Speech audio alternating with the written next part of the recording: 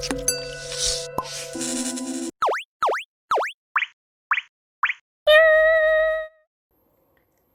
hello guys, welcome back to my channel. Nah, kemarin kan si Apple nih ngadain WWDC 2020 atau WWDC 2020, dimana mereka tuh di situ ngumumin nih tentang iOS terbaru yang mau keluar, yaitu iOS 14 atau iOS 14.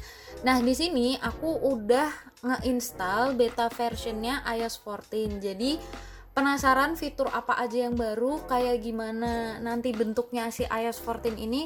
Let's check this out. Nah, jadi kalau misalnya kita tadi udah update, tampilannya bakal kayak gini. Your iPad has been updated to iPad OS 14.0. Oke, kita continue. Nih. Jadi ini memang masih beta version ya. Agree. Oke, welcome to iPad. Oke, nah ini udah pakai iOS 14 ya. Jadi kita bakal mulai review iOS 14 ini dari tampilannya dulu. Jadi yang pertama itu pasti ada perubahan di bagian sini karena kelihatan banget ya. Jadi di bagian widget ini mereka itu ngeredesign supaya kita bisa resizing widget yang mau kita taruh. Jadi nggak cuman biasa gitu loh, kan tadinya kalau yang sebelumnya kan cuman lurus-lurus aja gitu kan. Nah, kalau sekarang itu kita bisa pilih widget yang mau kita taruh. Terus misalnya Apple Music pun kita bisa pilih. Kalau kan pilih yang ini, kalian bisa pilih juga yang gede kayak gitu. Terus misalnya notes di sini. Nah, notes pun juga ada beberapa tampilan, kayak misalnya kayak gini. Notes yang kayak gini atau yang kayak gini. Kita coba masukin yang ini. Jadi cuma tinggal di simply drag gini.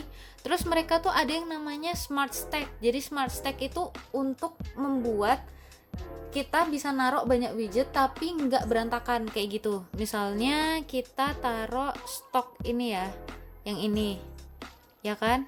Nah, kita taruh di sini. Dia langsung otomatis tuh, jadi Smart Stack gitu. Jadi kita bisa nge-scrolling gitu. Terus habis itu update yang kedua itu dari segi tampilan itu di Photos. Jadi Photosnya sekarang kayak gini bentuknya. Jadi barnya itu sekarang ada di sini. Kalau yang sebelumnya ini iPad Air yang masih pakai 13 itu kan tadinya di bawah sini ya. Ya kan, kelihatan kan? Nah, sekarang tuh udah di samping sini. Kayak gitu.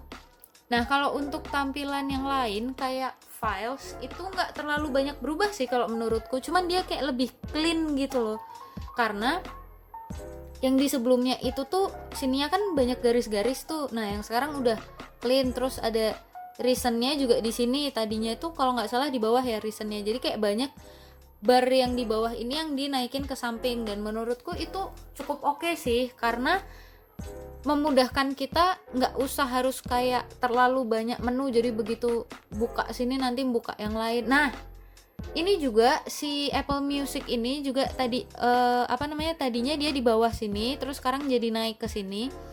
Dan tampilannya menurutku malah lebih kayak lebih compact gitu loh, karena kayak kalau kita mau browse kita tinggal kayak gini gitu. Kalau di bawah tuh kadang masih harus masuk lagi ke menu-menu kayak gitu. Kalau menurutku di sini lebih enak karena kalau di sini kan lebih memanjang, lebih bisa banyak kayak gitu. Oke, untuk tampilan desain app yang diperbarui lainnya itu adalah bagian search-nya. Jadi kalau bagian search-nya yang di iOS 14 itu udah kecil aja, terus nggak ngeblok gitu. Kalau misalnya di iOS 13, nah dia masih ngeblok satu layar, jadi kayak yang lain jadi blur gitu loh. Kalau menurutku ini lebih clean dan lebih minimalis, bagus gitu loh. Nah, terus habis itu lainnya lagi yang ngeblok satu layar itu kan waktu kita terima telepon biasanya langsung satu layar full. Kita coba telepon di sini. Nah, jadi kalau misalnya di iOS 14 ini udah nggak ngeblok gitu satu layar. Dia hanya ada tampilan di atas sini aja. Jadi ini tuh nggak akan ngeganggu kita waktu kita lagi main game misalnya, atau lagi kerja misalnya. Jadi nggak langsung otomatis keluar gitu loh aplikasinya. Kayak gitu. Terus untuk aplikasi message-nya sendiri itu ya sedikit agak berubah lah. Jadi dia punya yang namanya pin conversation. Jadi kalau misalnya kita bos, keluarga, atau orang-orang penting lainnya itu kita bisa pin. Nah, nanti orang-orang yang dipin tuh bentuknya bulat-bulat kayak gini. Terus dia bisa kayak nge-pop up gitu. Ini lucu banget sih. Jadi dia bisa pop up apa yang mereka message gitu ke kita. Nah, terus ada inline replies juga. Jadi ini kalau misalnya kalian di grup, itu kan banyak tuh. Nah, ini tuh memungkinkan kita untuk reply bagian-bagian tertentu aja atau lebih fokus reply yang mana, kayak gitu. Terus yang ini kayak WhatsApp ya. Jadi kita bisa nge-mention orang gitu, kayak mention siapa kayak gitu. Nah, terus new memoji styles and sticker ini ada yang baru, ada 20 style baru di Memoji kayak gitu. Oke, nah kita tadi udah selesai ya ngomongin tentang desain app-nya, tampilannya yang paling baru tuh kayak gimana aja sih gitu. Sekarang kita akan beralih ke yang kedua, yaitu fitur-fitur apa aja yang ada di iOS 14. Pertama kali yang pengen aku bahas adalah Scribble. Kenapa? Karena ini unik banget. Kita tuh bisa handwriting di text box atau text field mana aja. Contohnya gini. Nah, kayak gitu. Jadi dia langsung automatic conversion dari handwriting kita ke teks.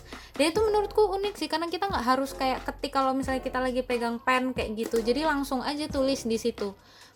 Terus masih berhubungan sama handwriting. Yang ini aku pakai aplikasi note bawaan. Jadi namanya adalah fitur yang kedua itu Smart Selection. Smart Selection ini apa? Jadi Smart Selection ini memungkinkan handwriting kita itu di select kayak teks. Nah, kayak gini contohnya. Terus kita bisa copy as a text, dia langsung jadi teks kayak gitu. Coba ya. Di sini. Terus kita copy as a text. Tuh. Kita Ctrl V, dia langsung keluar jadi teks. Walaupun sebenarnya bawaan notes ini tuh punya pen yang dia tuh yang ada A-nya ini, dia tuh langsung bisa ngerubah jadi teks. Jadi kalau misalnya kita nulis ya, hai gitu. Nah, dia langsung berubah jadi tulisan. Dan ini tuh sebenarnya membuat orang-orang yang kalau misalnya dia tuh prefer pengennya tulisannya lebih rapi, jadi dia sukanya nulis, tapi pengennya tulisannya tuh langsung di-convert jadi tulisan atau jadi teks. Nah, itu dia bisa pakai yang ini. Tapi buat kalian, kalau misalnya kalian pengennya, aku pengen nyimpen tulisanku atau catatanku itu dalam bentuk handwritingku. Nah, kalian bisa pakai ini. Kemudian kalau misalnya nanti kalian butuh untuk di copy paste ke Word, PPT, Excel atau lain sebagainya, kalian bisa pakai copy as a text tadi. Dan menurutku ini lumayan bagus sih, karena maksudnya kita bisa jadi banyak pilihan gitu. Terus untuk fitur yang ketiga adalah shape recognition. Jadi shape recognition ini hampir sama sih kayak Procreate gitu. Jadi kalau misalnya kita gambar kayak gini misalnya, terus kita tahan, dia akan berubah jadi basic shape. Misalnya kita kotak, nah dia langsung jadi kotak banget. Hexagon juga gitu, sama. Nah, ini mirip-mirip Procreate sih, cuman kalau Procreate kan dia nggak bisa langsung ke basic shape, dia ke shape yang emang di deteksi sama dia. Kalau yang ini tuh emang langsung deteksi ke basic shape kayak gitu. Oke, lanjut ke fitur yang keempat, yaitu ada di aplikasinya Safari. Nah, Safari sendiri di iOS 14 ini lebih fast, powerful, sama private, dimana dia juga bisa nge-translate satu website itu langsung ke 7 bahasa yang berbeda. Terus dia juga punya privacy report di sini, privacy report. Nah, ini memungkinkan kita untuk tahu ancaman-ancaman apa aja yang dihasilkan sama website-website yang kita pernah kunjungin. Terus habis itu, Safari juga bakal nge-warning kita kalau kita mau masukin password ke tempat yang nggak aman, kayak gitu. Oke, untuk yang kelima, yaitu fitur yang mengalami perubahan besar itu Siri sih. Jadi, dari desainnya dulu ya. Dari desainnya itu tuh, kan biasanya kalau misalnya kita ngejalanin Siri itu kan ngeblok satu layar. Kalau sekarang, desainnya itu lebih compact. Jadi dia cuma ada di pojokan sini, terus pilihan-pilihannya juga ada di pojokan sini aja gitu. Kita coba ya jalanin Siri. Tuh, dia hanya ada di pojok sini aja. Terus Siri ini juga udah 20 kali lebih pintar daripada 3 tahun yang lalu. Artinya database-nya Siri itu udah lebih banyak, dia udah lebih sensitif juga, dia udah lebih lebih pintar aja lah pokoknya. Nah, terus dia juga udah bisa web answer, sama dia udah bisa send audio message kayak gitu. Oke, nah ini fitur yang terakhir namanya App Clips. App Clips ini adalah fitur yang memungkinkan kita untuk akses aplikasi tanpa kita harus download aplikasi tersebut. Nah, buat kalian yang masih penasaran apakah device kalian itu masih kompatibel atau enggak sama iOS 14, ini listnya buat iPad dan ini listnya buat iPhone. Nanti linknya aku taruh di description box di bawah, oke?